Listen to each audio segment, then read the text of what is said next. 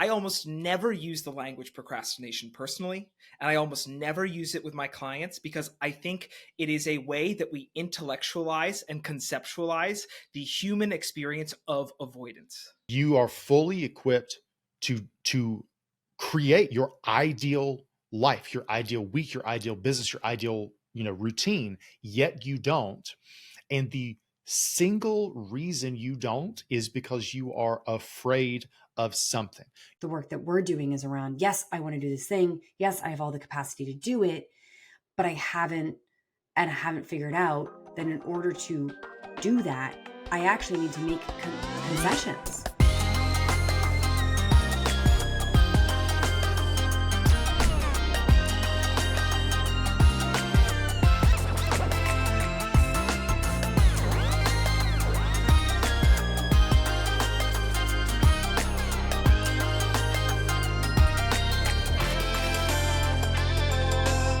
Welcome to No Clear Answers, where we explore the common challenges all humans, creators, and leaders face and break down preconceived notions of common self-help ideas. And we are your hosts. I am Ricky Goldenberg. I am Justin Mulvaney. And I'm Dr. Corey Wilkes. Ooh, I like the question at the end of that. There's like a moment that is like, who am I? Dr. Corey Do any Wilkes. of us really know? Do any of us really know who we are? Guys, can we stop procrastinating and just get into it already? Get out of here. This is the preparation that I need to do in order to feel comfortable to begin things. I need to get all my ducks in a row, Justin. Whatever could we be talking about today? I don't know. I don't even want to talk about it yet. Can Let's we talk about it something later? else. Yeah. Yeah. Can we avoid it? Maybe we just do this on another day. Yeah, like today doesn't feel right. I feel like we should do it on a Monday. I'm actually going to clean my office real quick just before we start. Just a real quick clean of my office. I just got to do a little research. Yeah. I like to do a little research, maybe buy a new outfit. Yeah, I'm going to call a couple friends to make sure that it's going to be okay. Yeah, and Corey's just going to dick around.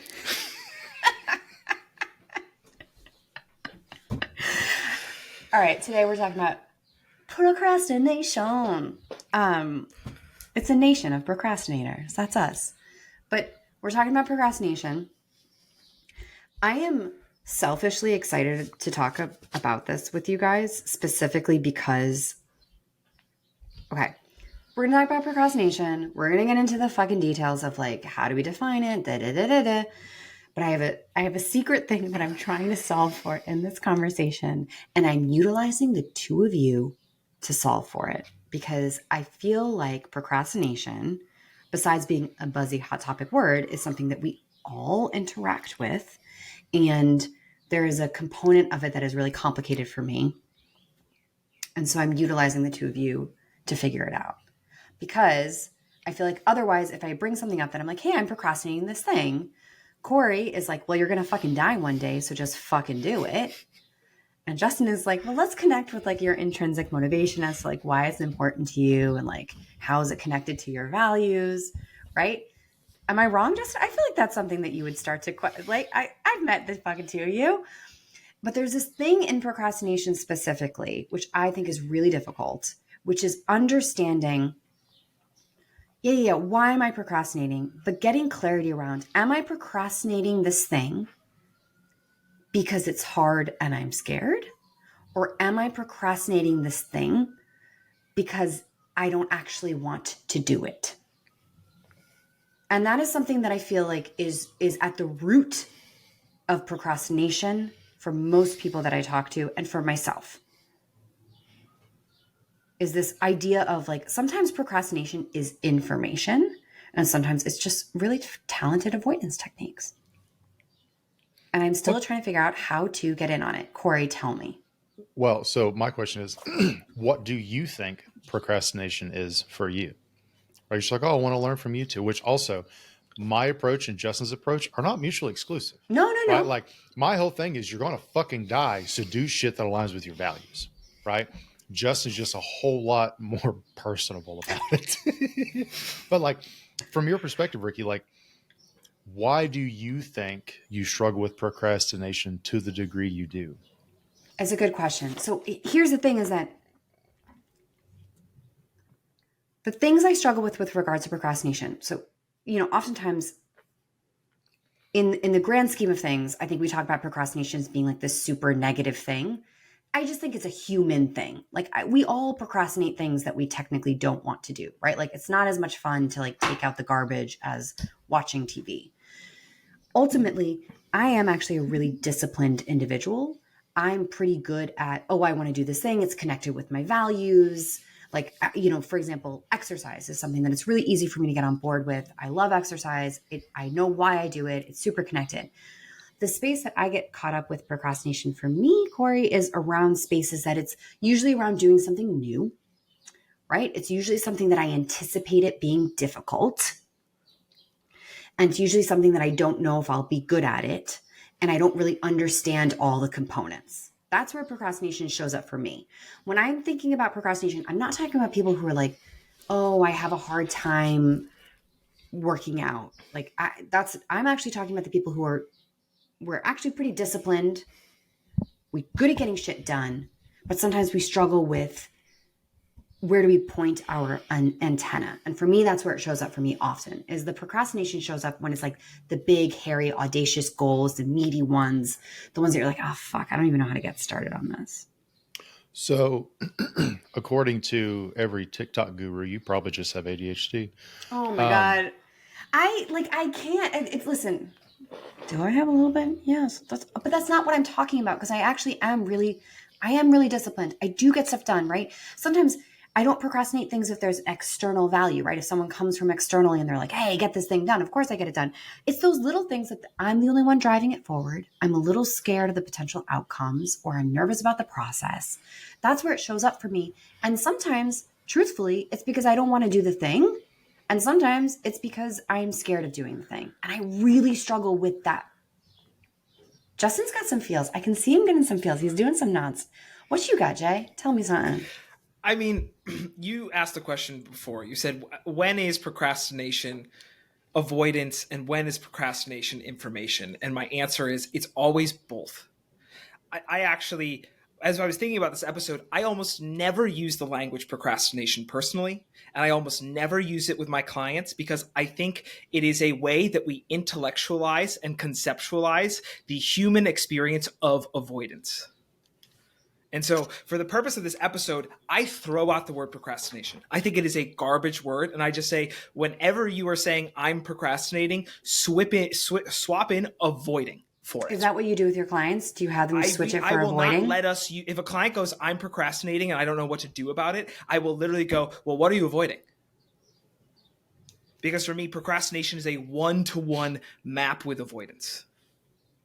Now, like you said, Ricky, there's a deeper question of like, hey, am I avoiding it because I don't want to do the task altogether? Am I avoiding it because there are components of this I'm not aligned with? Am I doing it just because I'm afraid of something around it? But for me, I'm like, let's stop playing this game of calling it procrastination and call it what it is, which is avoidance. I think also like it comes down to, is it a priority or is it not? Right. So Ricky said earlier, like, oh, I don't want to take out the trash. For me, I don't think of that as like, oh, I'm procrastinating on taking out the trash. It's, I don't give a shit about taking out the trash right now. I will do it at some point before the fucking, truck comes, right? It is such a low priority. It's not that I'm procrastinating. It's, I have other priorities, right?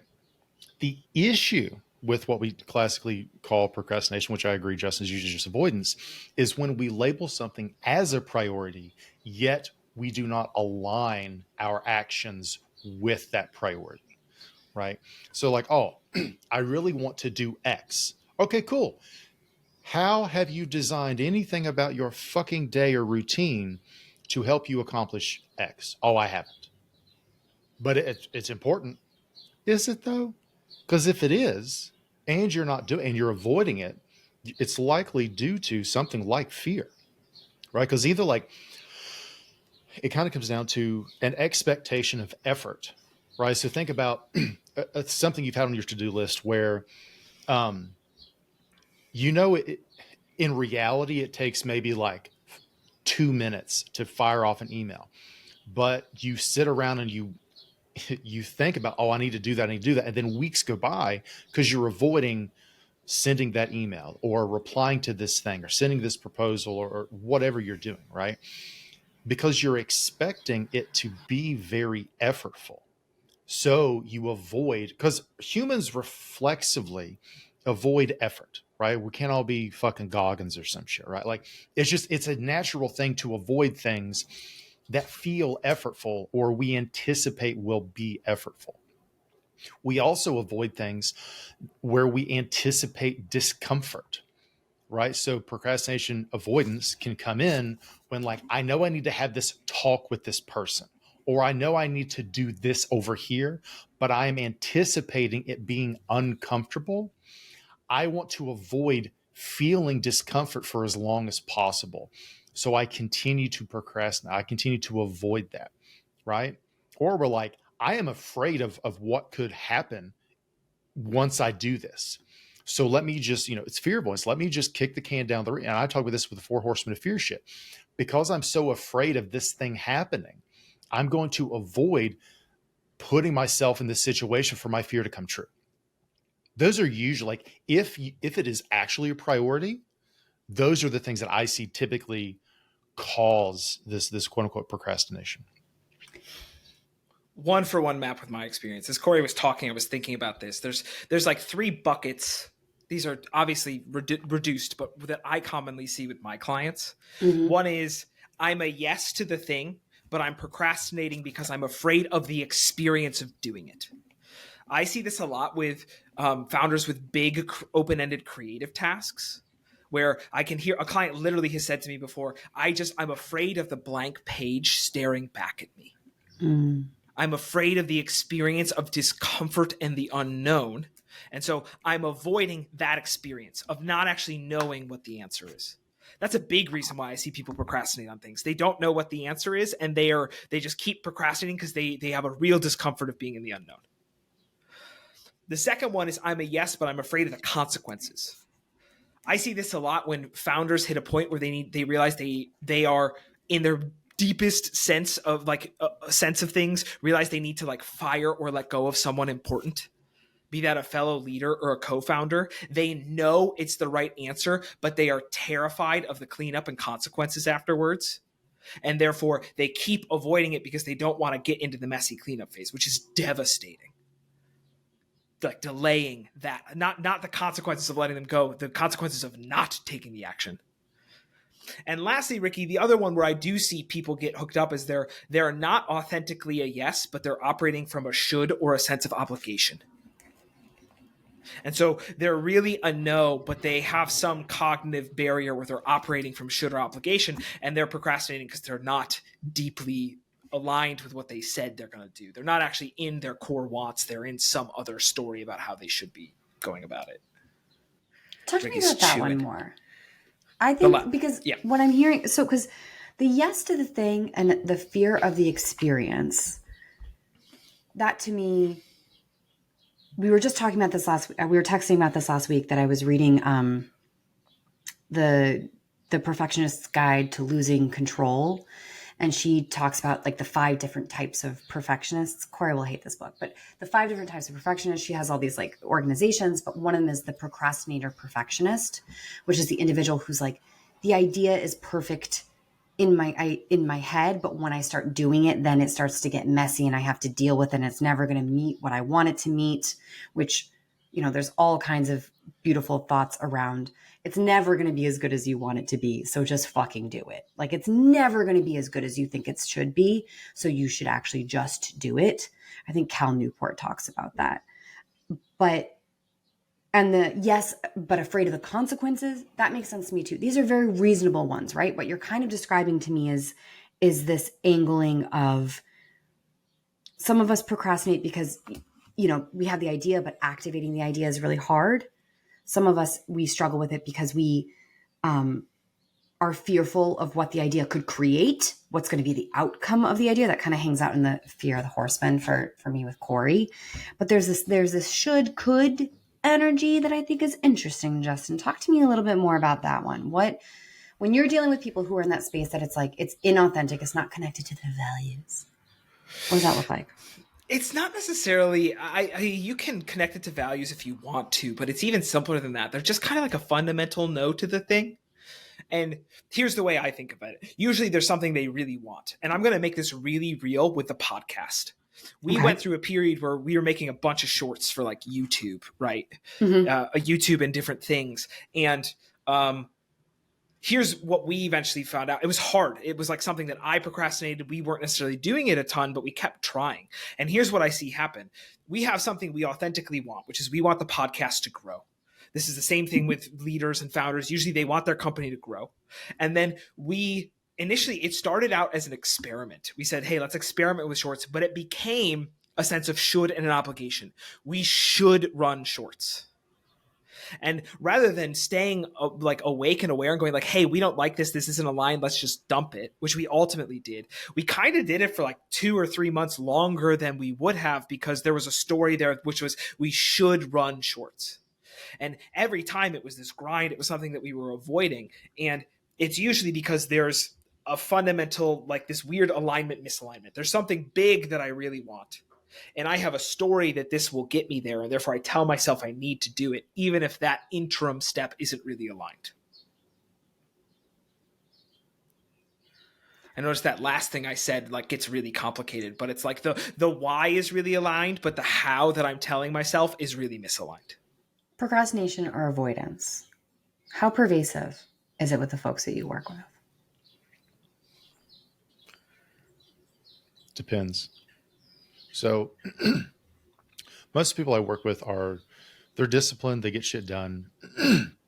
So procrastination doesn't come up, or avoidance doesn't come up in the sense of, I know I need to be more quote unquote productive, yet I'm not doing that. They hit their deadlines. They're doing all the things. It's more so on a much higher level of, I say I want to redesign my schedule, my calendar. I want to design my business around my values or around my ideal lifestyle and things like that. And I have the ability, the leverage, the authority, the whatever to actually make that happen. Yet I consistently don't. Yeah. So it's not like, oh, I really needed to get this thing out today and I didn't. Like, it isn't that like low level shit that you do see a lot more with like entrepreneurs of, oh, I really want to launch my newsletter. I really want to start my YouTube channel. I really want to like put this product out there, but I still haven't. And it's like, motherfucker, it's been 6 months and you're still talking about shit. Like, go find somebody else, right? Like, I'm not your coach for that. Like pulling fucking teeth. I didn't go into dentistry for a fucking reason. But if it's like you are fully equipped to create your ideal life, your ideal week, your ideal business, your ideal, routine, yet you don't. And the single reason you don't is because you are afraid of something. You have your own limiting beliefs, your own toxic narratives around what you should and shouldn't do, what you do and don't deserve, how you are quote unquote supposed to do things, because you're chasing status, you're chasing what other people tell you to want, whatever. And you fear the repercussions of not, what the fuck is the word right now? Of not conforming to those expectations. So you continue to do shit that you want to change and can change, but simply refuse to change out of fear. That's what I see most often. I love this question, Ricky, because it spurs the thought for me. I think this is mega pervasive, but exactly how Corey said.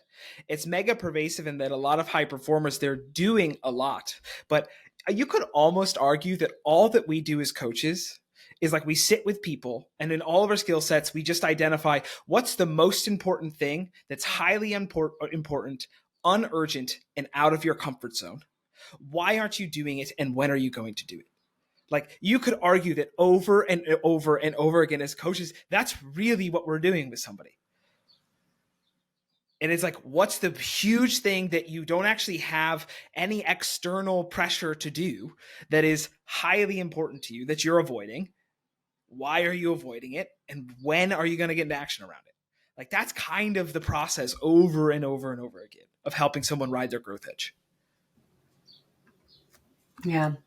Yeah. And I think that a lot of it also has to do with, I don't know if both of you run into this, is I think because oftentimes the folks that I work with, they don't necessarily have as much control over their time and their energy. They might have young kids or kids in general, or they have like really high powered jobs that eats up a lot of their time. I think a lot of the times the work that we're doing is around, yes, I want to do this thing. Yes, I have all the capacity to do it, but I haven't figured out that in order to do that, I actually need to make concessions. There are things that are happening in my life and I'm actually comfortable, right? To dance on that growth edge, Corey, means that I need to take stock of where is my time going? And am I willing to cut down on Netflix? Or am I willing to get up an hour earlier in order to get this thing done that I want to do? And is there enough internal motivational drive, belief in the big thing that I'm trying to accomplish that gives me that comfort to rearrange how I'm spending my time? And that's crazy hard, because I think so often most of us as humans, not in this group as much, but most of us as humans, we are like, yeah, I'll do it when. You know, it has a little bit of that arrival fallacy nature to it, which if you haven't listened to, go listen to. But there's this element of like, oh yeah, I'll have more time in summer. You don't have more time in summer. I'll have more time when I've moved. You won't have more time when you've moved. I'll have more time when I've hit this goal or this metric. And I think oftentimes we also utilize that as a tool for procrastination too, which is the idea that we don't have the perfect conditions in order to do it now. And we don't realize that there are no perfect conditions, right? There's no perfect time to have a child. There's no perfect time to start your business. There's lots of things that you can do in order to make that transition smoother. But a lot of it requires you taking a step back and being like, how do I want to spend my time? What do I need to reduce? What do I need to remove? How can I get this done? So for you, Ricky, with a lot of the people you work with, procrastination, call it avoidance, is actually a structural issue in their life. There's something that's highly important to them, but in order to approach it, they need to be, the language that came to me is willing to sacrifice in some other area of their life, or discover if they're not willing to sacrifice. And then it's just not that important.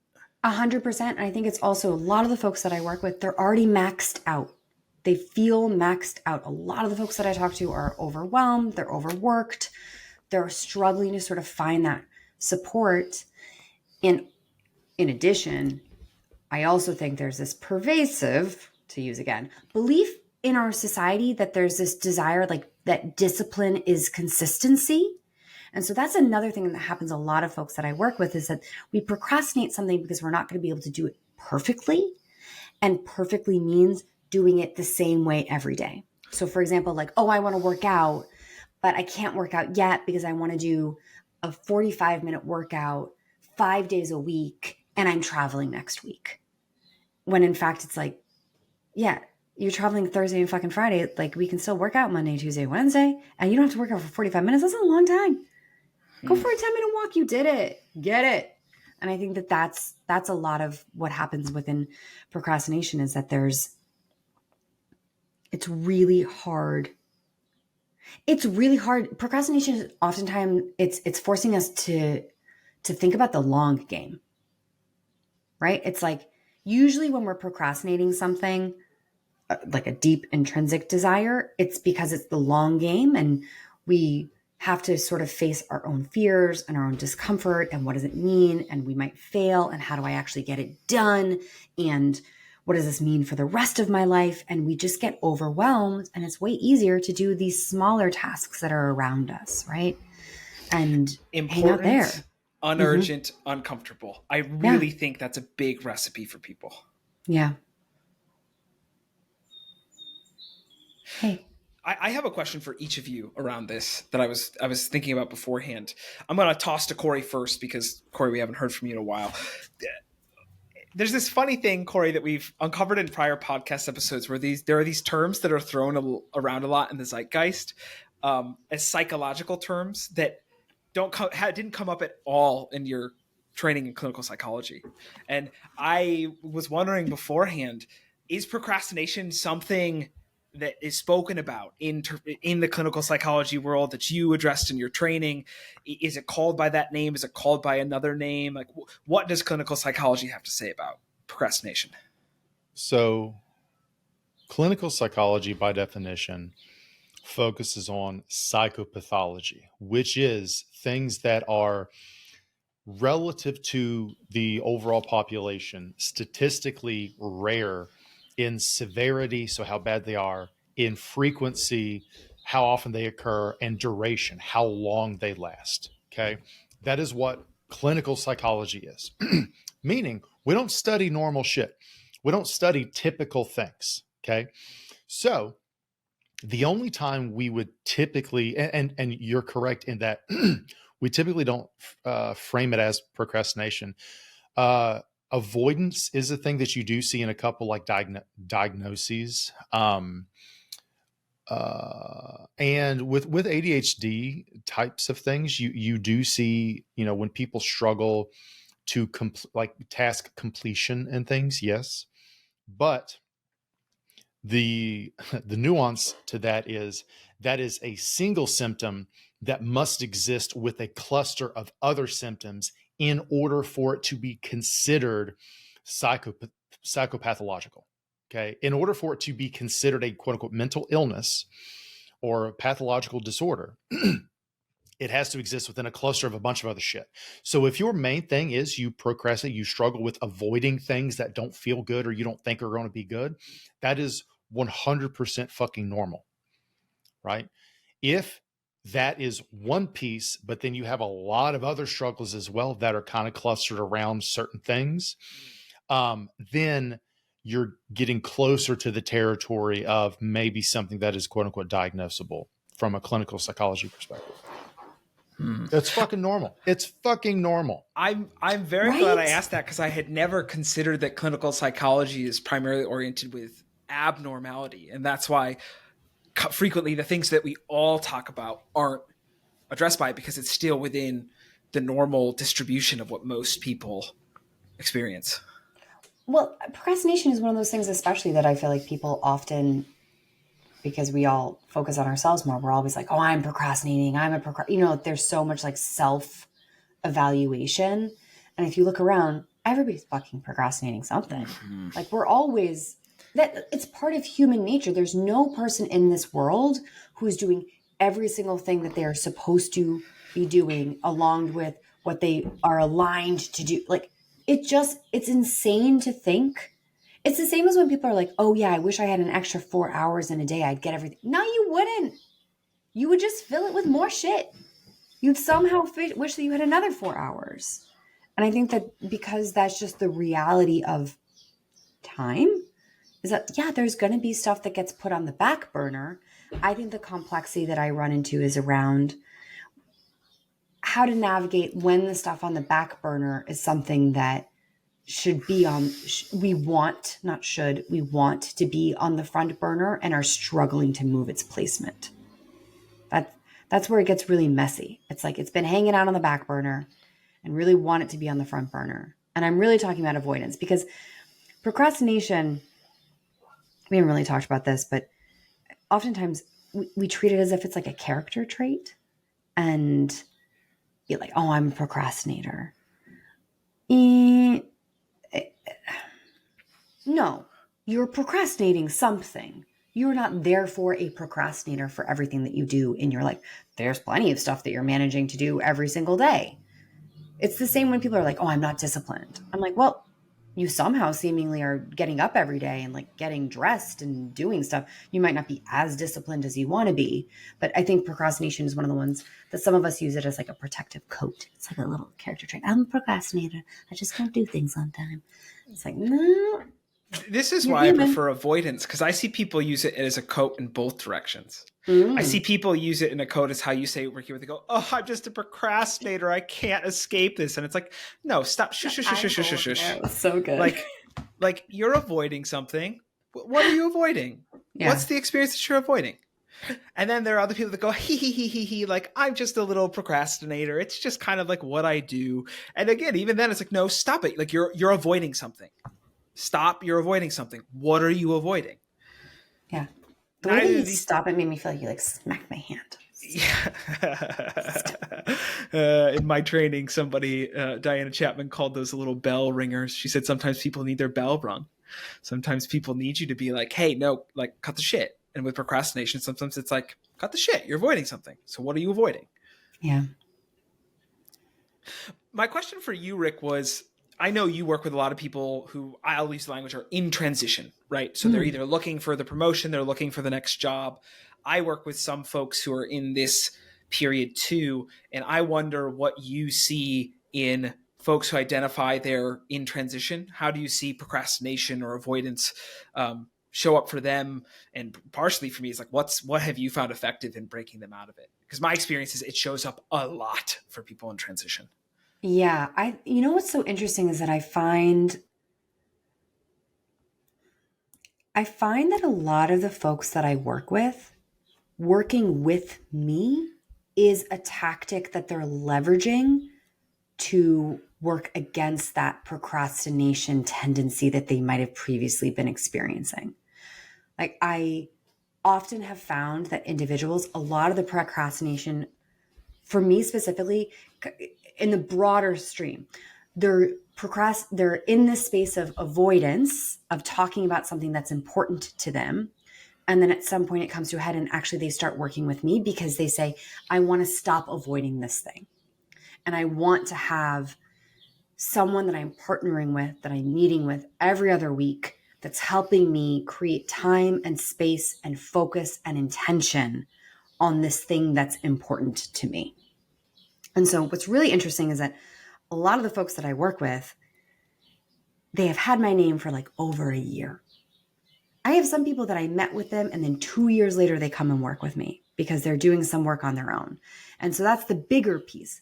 When we actually are doing the work together, that's usually around more of what Corey was talking about, which is, okay, this is what you want things to look like. You actually have control over what and how you're spending your time. How do we set yourself up to actually meet those goals? And so it is a lot of work around. Some of it's connecting to why is it important? How can we kind of create this as feeling more urgent for you? And where are we going to remove things? I mean, Justin, I think back to you and me at the beginning of this year, we did that work around like the leadership review. And one of the things that you and I did, which was a really cool tactic and tool, which we can talk, whatever, we'll talk about things out of order, which was the 4 Ds, which is like the list of things that you have to do. Which are the ones that you're going to do? Which are the ones that you're going to delegate? Which are the ones that you're going to delay, kind of push out later? We don't have to deal with this right now. Which are the ones that you're going to decline and we're never going to do it? And that's a huge piece of the work that I do with folks who are avoiding. Because oftentimes that laundry list is the thing that's helping them avoid the big thing. They're like, I got to do this, I got to do this, I got to do this, I got to do this, I got to do this. And I'm like, do you? Do you actually have to do that? And so from some of the stuff that Corey was talking about, it's really taking stock of what's on your plate. Do we actually need to do all this? Can we move some of these things around? And the last time I did that kind of work I did it with a room of female business owners, entrepreneurs. And it was such an interesting experience because I watched some of them almost become emotional when they were going through this list because they were like, I can't do all of this. And especially women who are mothers, you're fed this kind of like she can have it all if you just like work hard enough. And I watched them like become emotional and realize like, oh, I can't do all of this. And as they started removing things, they were like, I have to remove some of the things that I actually want to do. And I think that is a crazy learning that is super powerful for the folks that I'm working with that are avoiding big things, is that sometimes we have to say no to things that we don't want to do. And sometimes we have to say no to things that we do want to do. And that hurts so hard. It hurts so hard to say no to things that you do want to do because you're recognizing that if I want to work on this thing that I've been avoiding, I have to clear some space for that. Yeah. 2 points here. Ricky, one, I have really bad news for you. We did that leadership thing, not this last year, but the year prior. Really bad news. I'm sorry to break that to you. And that point the last point you made, Corey, I think you've written on this. And I do think it's a big thing that people who have had some degree of success and are pushing the envelope have to wrestle with is this cusp moment they hit. And I've seen this both in successful people and, Ricky, like you said, people who are having more kids or a family. You have to start saying no to good stuff so you can be a yes to the really good stuff or the great stuff or the really important stuff. And that's it can be a really painful and a really like heartbreaking and grief-inducing process to realize I have to say no to some of the good stuff so I have time for the really good stuff. So that I was actually looking that up. So I have this article, I think this is the one you're talking about, called Life Units, The True Cost of Things. Because again, I'm a big Memento Mori fan, and there's this sort of the quote from Kevin Kelly, and I'll just read it so I don't fuck it up. But Kevin Kelly, like he's in his 60s or whatever, and big time entrepreneur, writer, a bunch of other things. And he was talking about one of his friends who is also older, who kind of arranges his life in blocks of 5 years. And the quote is, 5 years is what he says any project worth doing will take. From the moment of inception to the last good riddance, a book, a campaign, a new job, a startup will take 5 years to play through. So he asks himself, how many 5 years do I have left? He can count them on one hand, even if he is lucky. So this clarifies his choices. If he has less than 5 big things he can do, what will they be? And I think that is hugely clarifying of like, of all the things you can do, of all the things you want to do, you straight up can't do them all. What are the ones that are most worth your time, your life units you will have to spend pursuing them and building them? What are those things that pass through that specific filter? I think I love that. I also love when Justin's like, Corey, you've written about this. And you're like, I sure have. Let me go find it. But that makes me think of 4,000 Weeks, Oliver Berkman's book, which is all around like, it's really memento mori. Like you kind of have 4,000 weeks and like, this is the time that you have, and then you're probably going to die. And that book, if this is a topic that's getting to y'all, go read it. Have we talked about this? That I was just talking about this with someone who was like, why is James Clear like so hot and no clear, everybody's like interested in like habits, and this book is so much, he was like, this book is so much better. I was like, because this book just reminds everybody that we're going to die. And we don't like to talk about it. We like to think like, well, if I just get better at exercise every day, it's going to be amazing. I can create good habits. And so I think that having that perspective that how many more 5-year projects do you have under your belt? Suddenly you can start thinking about, well, how are we going to spend our time today? Yeah, there's one other thing with procrastination I want to toss out there. I'm going to tee myself up with a concept. This is a concept. I wrote a really long piece about it. It's one of the top pieces on my Substack called, I think I call it the golden algorithm, the one key to unlock all of life's problems. I originally came to this by way of Joe Hudson. I don't use this concept much explicitly with my clients, but I look for it a lot. And I think it pertains to procrastination. And so Joe Hudson basically has this formula. It's called the golden algorithm. And he says, frequently when we get trapped in patterns, what's going on is there's some emotional experience we don't want to have. So let's say in this point, it's we don't want to have the experience of anxiety of working on this thing. And so what we do is we employ a strategy here like procrastination or avoidance to avoid having that emotional experience. And what Joe says is the actual end result of doing that is you get more of the exact experience that you're trying to avoid. And this for me is the primary argument against avoidance and procrastination, which is so often avoidance and procrastination actually amplifies the emotional experience that we're trying to avoid with the avoidance and procrastination. And so it's like, if we're procrastinating and avoiding because we don't want to have that sense of fear and anxiety, well, how often, like for me, almost always when people are avoiding or procrastinating, they end up feeling even more anxiety. And so if you're looking for a reason to stop procrastinating or avoiding, I'll just like run and see how that's true for you, right? Like when you're procrastinating or avoiding, if you're listening, if you're procrastinating and avoiding something right now, what are you avoiding? what experience are you avoiding in doing that thing? And what's the actual end result of your procrastination or avoidance? Is it lessening that experience or giving you more of it?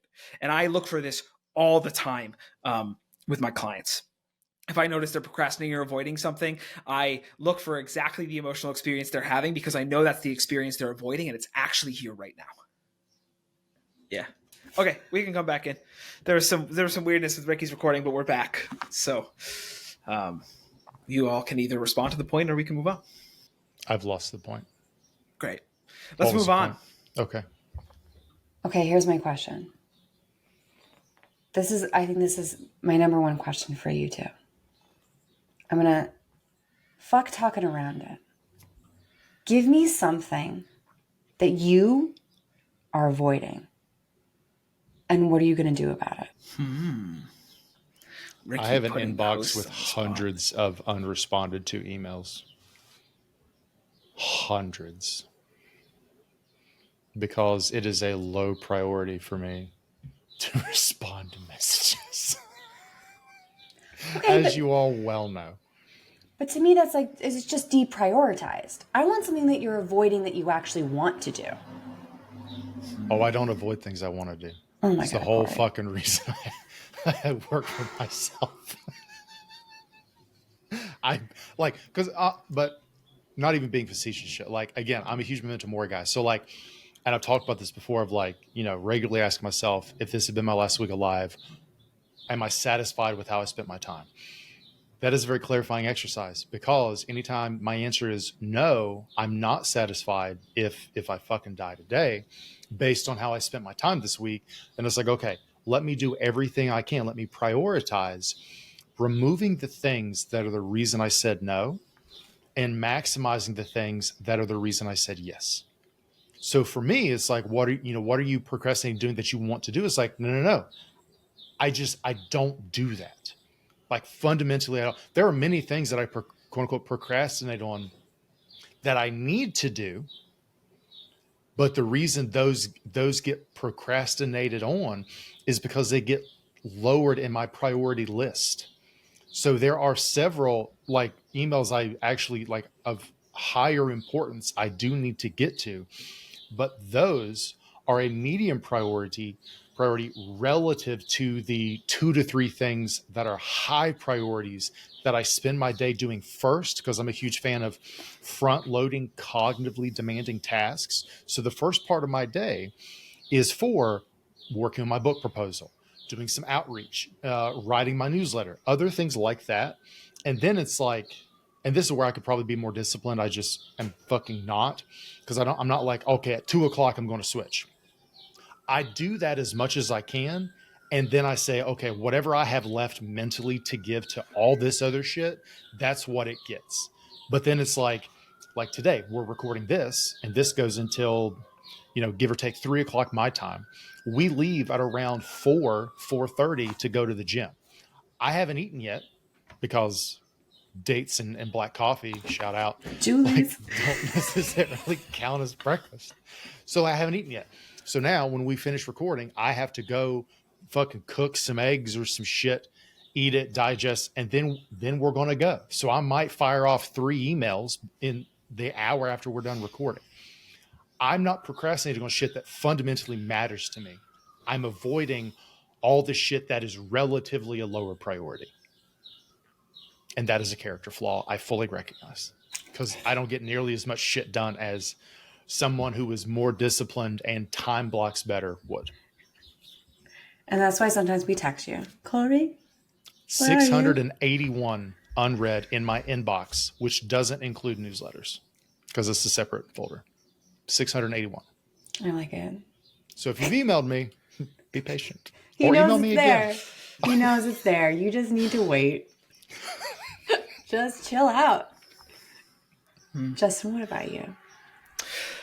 Yeah, I'm digging around. My answer for professional context is probably very true to Corey's, which is these days I don't really fuck around with that stuff. Like I am usually pretty in line with what's most important for me in surfing it.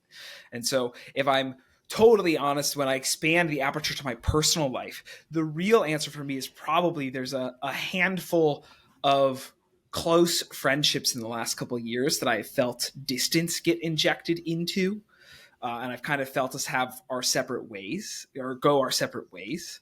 And it's interesting because like there's part of me that goes, well, am I avoiding having a conversation about that?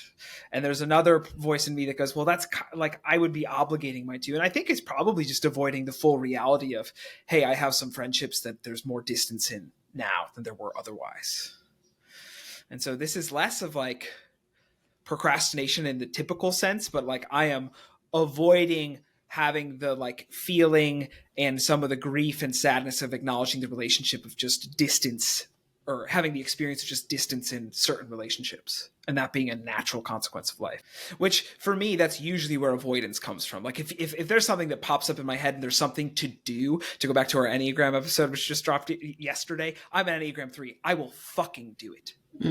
But if there's something in me that is like less, there's not anything to do, but there's just something to like face and be with and kind of like just slowly move through, I'm more inclined to put that on the back burner. Okay, so like with the personal relationship shit, do you feel like it's your responsibility to call that out and be like, hey man, we're growing apart, bye?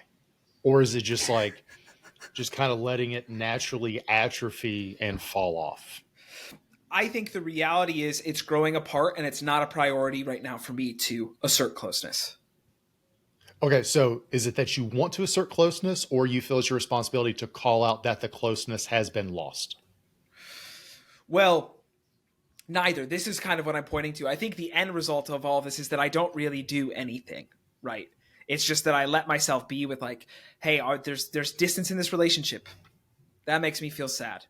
Also, when I really am with that, I can accept that that's part of life, and I can accept that I'm in a life cycle stage where my top priority isn't calling these people and going, hey, there's some distance here. I'd like for us to be closer, because I am not aligned with taking the steps for what I mean would to make us closer.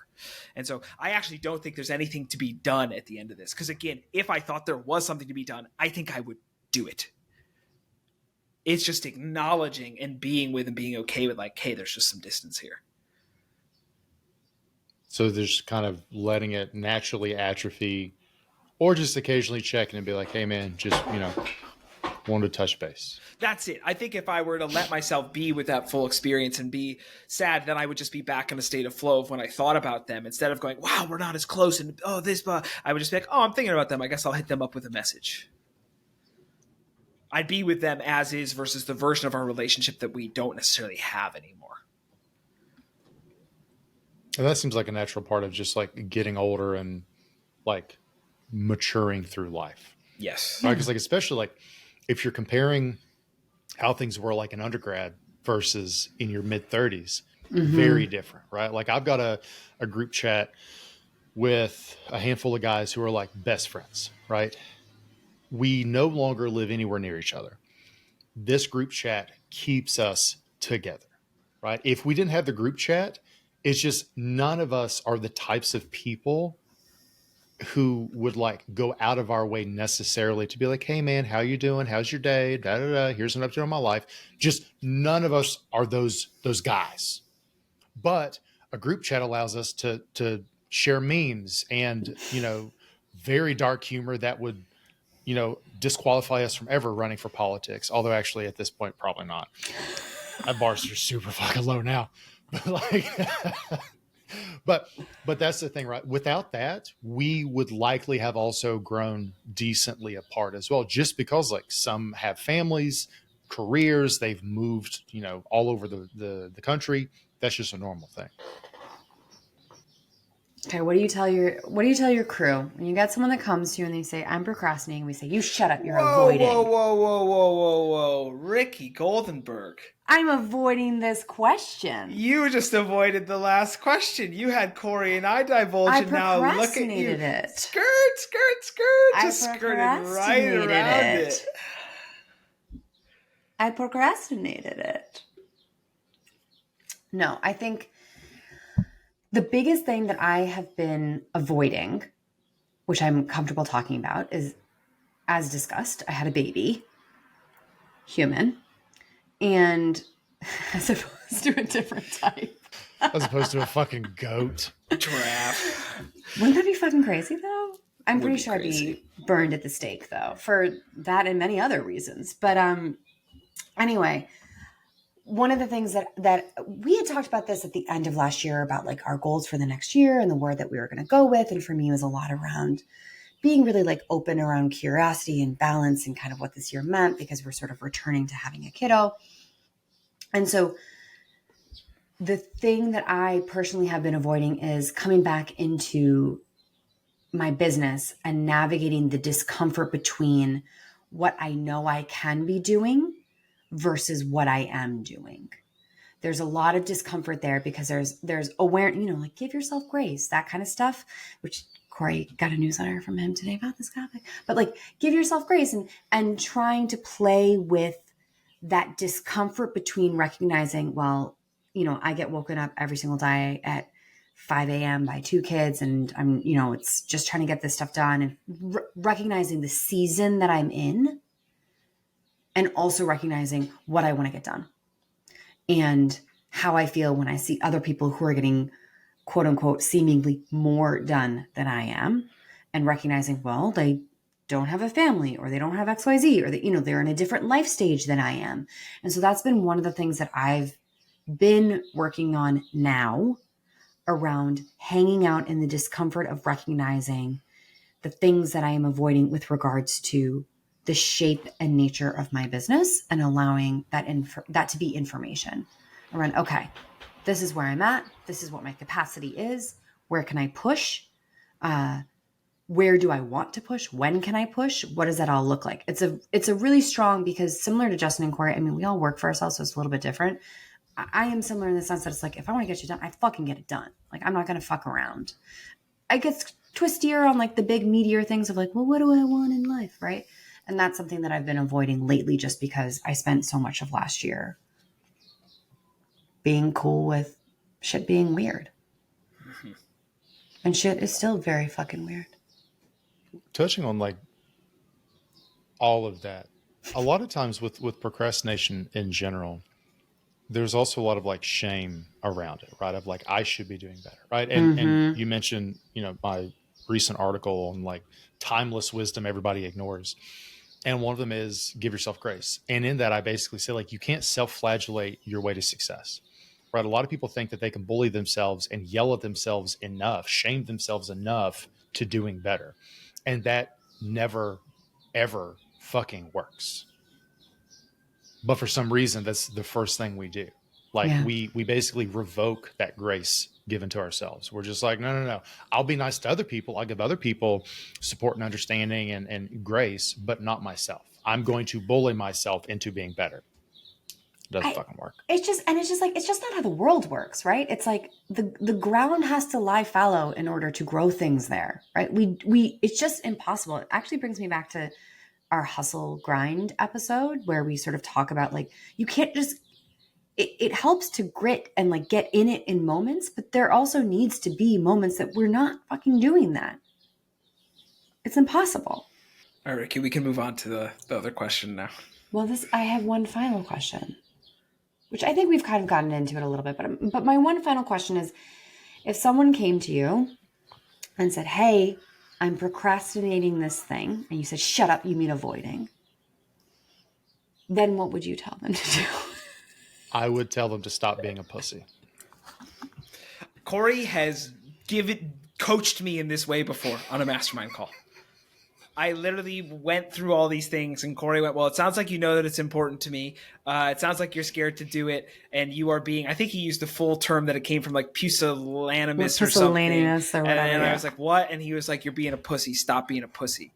I was there. And that was, Ricky was there. This is literally how Corey coaches. So that wasn't a joke. Just if you're listening, you're like, ha, ha, ha, ha, ha. No, that's what it's like. But for context, pussy is short for pusillanimous, which means coward. It has nothing to do with women or chauvinism or anything like that, right? Sexism. It originally is, you're literally calling somebody a coward. You're calling them a pusillanimous. And it's just like, stop being a coward. Like, recognize fear is the thing holding you back. Not all this other fucking shit that you're trying to blame it on. It is singularly, most of the time, fear, which is your own expectations, assumptions, filling in the blanks of what you think is going to happen or what you think the repercussions are going to be, which means you are in control of that because you get to control the thoughts in your head with practice, right? If it is just you being a pussy, then find ways of reconciling with that fear, of negotiating around this obstacle. That is the way through. It isn't learning all the fucking productivity hacks and an Eisenhower matrix and time blocking and Pomodoro and whatever the fuck else, Pareto, Parkinson's, all this other shit. Those are fine. But if fundamentally your issue is fear, then recognize that and focus on that. Stop being a pussy. Yeah. I think something that people should know about Corey is that his primary goal in life is one, supporting creators and entrepreneurs and ensuring that you're living like your intentional life. But right under that, his 2 and 3 priorities are to make sure you understand about memento mori and what it stands for and what pussy stands for. I'm pretty sure these are like his 3 priorities. And that's why emails, there's over 600 of them waiting because he's busy and doing this.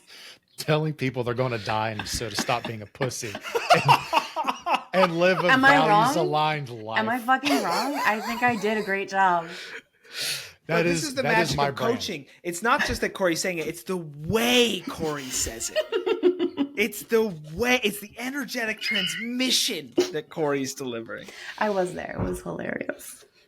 All of my hundreds of articles can be summed up as you're going to die, stop being a pussy, build a life and business aligned with your values. That's everything I've ever written. Yeah, I'm just saying, Corey, if you're anything, it's consistent. And I feel like we have the back of your book, little jacket. That's what it says on it, right? Pretty much. So to get back to the question. Tell me, Justin, what do you do? There's probably one of two besides things. Name calling. There's the direct method if I think somebody's available to it, and there's the indirect method that I'll then take into the direct method if somebody's not there. So if somebody's not in all of their stories about how the thing is going to go and is able to access the feeling that they imagine when they do a thing, like if we were to go, hey, why aren't you working on, well, actually, I've done this with the founder before. I'll go, do you really believe that you need to let go of this XYZ leadership candidate? And they'll go, yup. But I'm still not doing it. I'll go, great. What do you feel? What comes up when you imagine doing that? If you were to do it right after this call, how would you be feeling right now? And they'll go, I feel terrified. My stomach feels tight. I feel all that. And then I'll go, just be with it. Like, don't think right now. Don't try to, can you just put your attention on the felt experience? And then I'll have them sit in it. And I'll go, can you welcome it? I'll go, yeah. I'll go, can you accept that you're scared right now? Yeah. I'll go, can you just hold the experience of being scared and also know that you're totally safe right now? They'll go, yep. And I'll go, so what do you really want to do? And normally they'll go, I want to let go of this person. And I'll go, great. So this is kind of what Corey's saying. I'm just holding them more in it of, can you right in this moment be brave? Can you hold the truth of what you want while being with and accepting the fear that comes up with it? And then at the end, I'll just go, well, great. So what you just did, that's what you need to do. Stop expecting that you won't be scared when you go to do it. You will be scared, but you can be scared or anxious or whatever experience that is. That's the direct method. The indirect method, which is if somebody's really trying to get away from that feeling and they're going, yeah, but this is hard and this is complicated and they're going to be mad and my business is going to fail and all that, is we'll start with the beliefs and I'll go, first of all, are you willing to drop all of those, recognize that they're stories and accept that you have no clue what's going to happen? Because they're projecting all of these stories as a means of reinforcing their avoidance, of justifying their avoidance. And what I'm trying to do is deconstruct them all and say, you actually don't know how this is going to go. And if they're willing to do that and drop all that, then they're just with their fear. And then I do what I just said. But for me, it's almost always these two things when somebody is avoiding something that they know is important to them. Now, if my meter is going off and I think they're doing it out of obligation, that they don't actually really want that, I'm just going to tell them that. I'm going to go, I don't actually hear that you want to do this thing. I don't think you want that at all. And I'm just going to invite them into that. And they may bounce. And if they do, it's great. I'm not actually, I don't need to be right about that. It's more so, how do they react to me telling them, I don't think you actually want this? Because if they go, no, you're wrong, I do want this, I go, cool, now we know. And if they go, oh shit, you're right, I go, sweet, so let's not do it. And so if I even get a wiggle that it might not be what they want, I just out it and kind of challenge them and see how their system responds to being told, I don't think you want this. I fucking love that question. Like I love that statement that you push onto them. And we've talked about this in the past. Like Corey has talked about like a certain type of like therapy that you can do that's like more adversarial. And like that feels similar to this. It's just like a safe space with a client that you already work with. And you're like, well, I don't think you want it. And then that response gives you so much information. I fucking love that. That's it. We're trained as coaches to always ask questions. And I think it's a good foundation, but there's a point where people need us to just be mirrors. Mm. And then as a coach, I view my job as not being committed to being right about my thought. It's to really see how they receive and respond to it, because you get so much information there. And so I'm willing to be wrong, but I really want to feel them be like, no, you're wrong about this. Yes. And like, I'm on board with everything that we've talked about. I think there's, the expected things, which is like connecting it to your values and why is it important? And the question that I really like to work with is, what are the consequences of not doing the thing? That's something that I find really powerful for the folks that I work with, right? Let's say, oh my gosh, I want to start working out. Okay. 6 months from now, you're still not working out. What are the consequences? 15 years from now, you're still not working out. What are the consequences? What are the consequences that we haven't updated that document that you need to do? What are the consequences that you haven't given that talk that you wanted to give, right? And sometimes when we zoom out, like 2 years, 3 years, 10 years in the future, sometimes they're like, oh, it's actually really not that big a deal, in the sense that either they then go and do it, or they're like, this actually isn't as important to me as I thought it was. This isn't something that I need to do. Sometimes doing that, what are the consequences of not doing the thing, helps people organize their thinking around how important, how urgent, how necessary. Is this an obligation or a desire? And then you can kind of come back to the present moment that says, well, then what are we going to do about it? That's something that's been really effective with individuals, because oftentimes by not doing the thing, you're making a decision. You're basically putting your energy into these other things. It's getting deprioritized. But for example, there's a woman I was working with. She's in her 70s. And she was like, I've always really wanted to be a writer. Or I will know this. But I never have enough time. I never have time to write. I never have time. Yeah, I just want this thing. I'm like, all right. So what are the consequences if you don't write, right? What does it look like? And she was like, well, and as we worked through that, and we went to the version of like, what does it say on your obituary, which can be a really powerful tool, memento mori. And then I helped her realize like, oh, well, it's not actually necessary that I need to be published. It's that I just need to be writing. And that changed her relationship with it. The reason why she wasn't writing was because she had this ideal of like, oh, I'm going to be this published author and I'm going to be famous. And she was like, no. That's not actually what the thing is. And that's why she had been avoiding taking it on. It was because she had made it bigger than it had to be. So then she got to hang out and like, oh, it can just be a little bit of work that I'm going to play with. It's one of my things. It reminded me of one other little provocative thing I'll do sometimes, which is if somebody's really committed to procrastinating. You, Ricky, asked like, hey, what are the long-term costs? And I thought, well, sometimes I'll just ask, what are the costs right now? So they go, I'm making myself anxious. I'm stressing myself out. I'm not feeling good. And if they're still not willing to either drop it or shift out of it, I'll just tell them every day, I just want you, as long as you're in this state, I just want you to own that you're committed to making yourself anxious with this. In not claiming it's not a priority or doing it, just own, I am committed to making myself anxious with this right now. And what that tool does is usually at some point they go, this is ridiculous. Like, and they either realize I'm either not going to do it or I'm just going to do it and get over the hump. And so when somebody's really stuck in it, that's the tool I give them, which is stop telling yourself it's the world doing this to you and own it's you doing this to you. And then see what happens. I like that. Okay. Tell me your last thoughts on procrastination. What It's haven't bullshit. you gotten to say on this topic? What, did you just say it's bullshit? Procrastination is bullshit. Oh, thank God, Corey. I was worried. I haven't called something bullshit for a while. Justin said it in the beginning of like, it isn't procrastination, it's avoidance. He just didn't phrase it in the trademarked way. Thank you, Corey. Well, because I would risk getting sued. It's not my trademark. Of course. Double down. The experiment I invite you to run is every time you say I'm procrastinating, say I'm avoiding and see what shifts. That alone as a tool I think is wild. Language is really important here. So try that shift and then see what happens for you. And saying like, oh, fear is more important than the life I want. Cool. Or ask, or maybe phrasing as a question, is fear more important than the life I want? And if you say no, and then you don't know what to do with it, go listen to our podcast on how to work with your fear. And stop being a pussy. You're going to fucking die one day. I love it.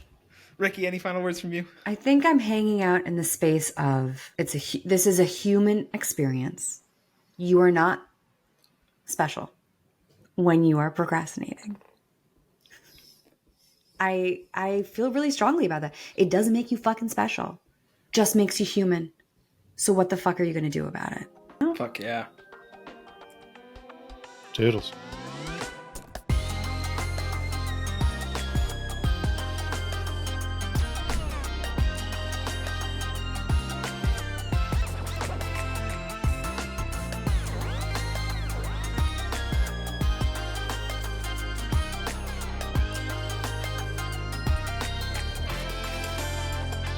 Procrastination. How's this going to go? Oh, I don't know. I have a single Post-it note of. What does it say on it? No, I don't spoil don't it. tell No me. spoilers. Good luck trying to fucking read my serial killer handwriting. Your Hold on, let me camera's look. not even adjusting because it doesn't register. Your that it's handwriting is fucking words. terrible.